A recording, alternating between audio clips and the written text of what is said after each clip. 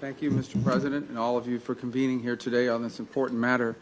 When President Trump took office, he made it among his highest priorities the restoration of peace anywhere and everywhere in the world where the opportunity presented itself.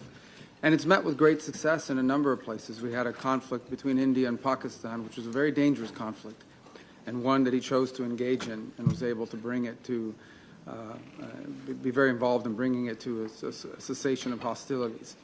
When Thailand and Cambodia were engaged in hostilities, the President got involved over a weekend over in the United States, and were able to play a critical role in that regard as well.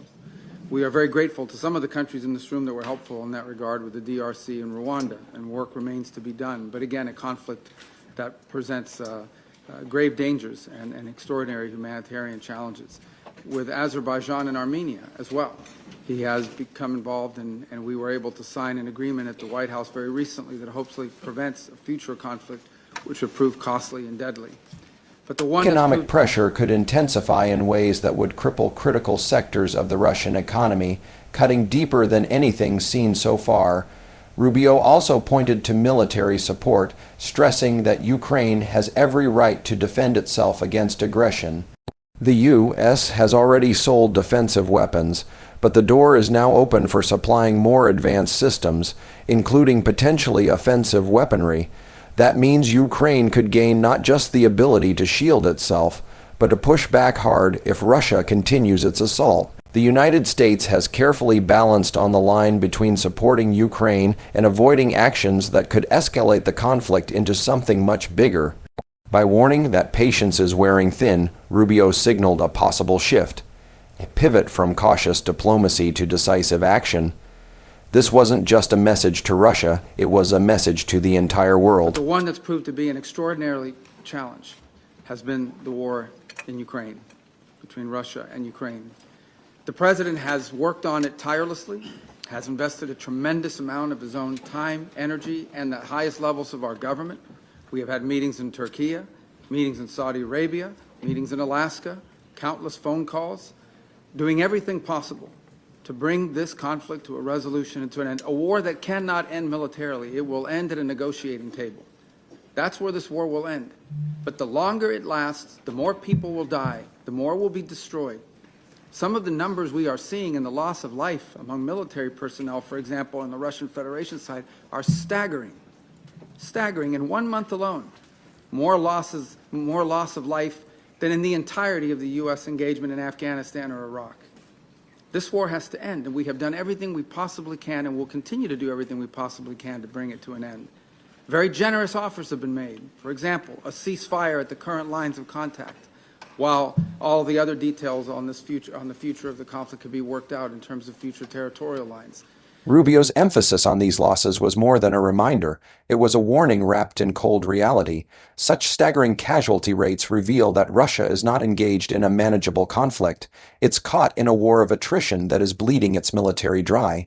And the longer it continues, the greater the strain will be, not only on Russia's armed forces, but on its society and economy as well.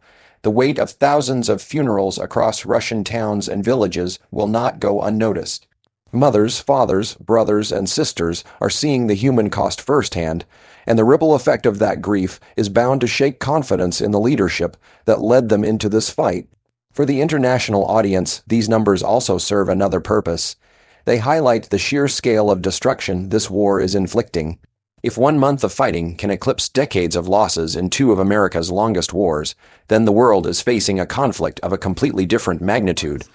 The President has shown extraordinary patience in terms of not assessing additional sanctions in the hopes of having a breakthrough in this regard. And all has come to what appears to be not just a stagnant one, but an era, and we've entered a period of what appears to be potential even escalation, with the historically highest number of strikes we've seen over the last few nights and before. And now we are also watching incursions into neighboring airspace by both drones and airplanes. The President is a very patient man. He's very committed to peace, but his patience is not infinite. And as he has said repeatedly, he has before him the opportunity and the options of imposing additional economic costs on the Russian Federation if necessary in order to bring this to an end. He also has before him the option, as he has already chosen to do in some circumstances, to sell defensive weaponry and potentially offensive weaponry so that Ukraine can defend itself from this assault by purchasing that weaponry. He spoke of the urgency to bring leaders to that table because time is the enemy here. The longer this war stretches on, the deeper the wounds will run, both economically and socially. The destruction of infrastructure means schools, hospitals, and homes are vanishing faster than they can ever be rebuilt. The collapse of industries and trade routes means livelihoods are being erased in real time, leaving millions in poverty. And as months turn into years, children grow up not knowing peace, only sirens and shelters, shaping a generation hardened by conflict. These are not abstract consequences. They are the tangible price of failing to negotiate. Rubio emphasized that the United States has already shown immense restraint to make room for dialogue. Ceasefire proposals have been put forward, sanctions have been delayed, and every possible chance has been offered to prevent escalation. But those opportunities will not last forever.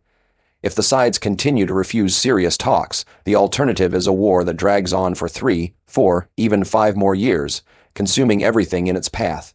That kind of prolonged conflict doesn't just damage Ukraine and Russia. It destabilizes global energy markets, drives food insecurity in regions that depend on Ukrainian grain, and creates ripple effects in economies around the world. So I'm here to say to the Security Council, the United States remains as committed as it has ever been to a peaceful resolution to this dangerous conflict. But there will come a moment in which we will have to conclude that perhaps there is no interest in a peaceful resolution. And then the President has before him real options, which he intends to pursue, as he has made clear today in some of the messages he has put out. So I strongly urge the Security Council, the member states here, and those who are not part of this as well, to do everything in their power, and including the Russian Federation, to do everything within their power, and the Ukrainian side for that matter as well, but all sides, to bring this war to an end before it becomes something that will last another 3 or 4 years, lead to more destruction, both economic and at the same time a loss of life and loss of property and loss of futures. This war needs to end. But if it does not, if there is no path to peace in the short term, then the United States and President Donald J. Trump will take the steps necessary to impose costs for continued aggression. Thank you. I thank His Excellency Mr. Rubio for the statement.